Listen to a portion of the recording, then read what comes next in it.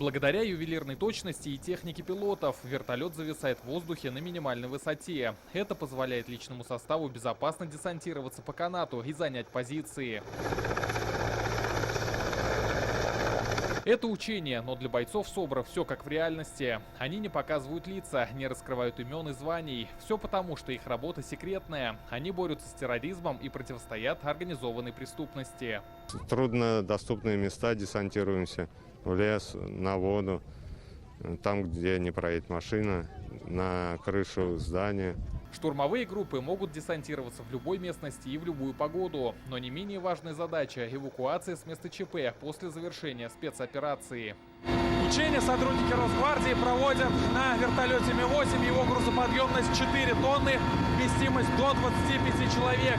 Прыжки бойцы выполняют на высоте 30 метров. Все задачи из реального опыта СОБРа. Рисковать жизнью приходится при выполнении боевой задачи. За свою родину больше, поэтому они и здесь. Стальной характер, да, смотришь на него. У нас есть люди, которые, когда страшно, смотришь на него, и уже не страшно.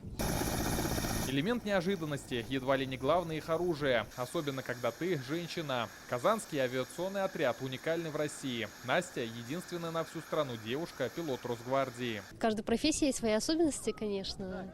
И управлять вертолетом – это не простое дело. Но самое тяжелое – это выдерживать место висения и высоту висения необходимую. Чем выше высота висения, тем тяжелее вы выдерживаете место. Как работает элитное подразделение, сегодня показали не только журналистам, но и казанским школьникам. Мы с командой, мы занимаемся спортом карате. Для нас это был хороший опыт, и мы приехали вообще классно. Мне очень понравилось, очень интересно. Они крутые, сильные. Такие учения проходят дважды в год. Отрабатывают навыки в воздухе, чтобы на земле было спокойнее.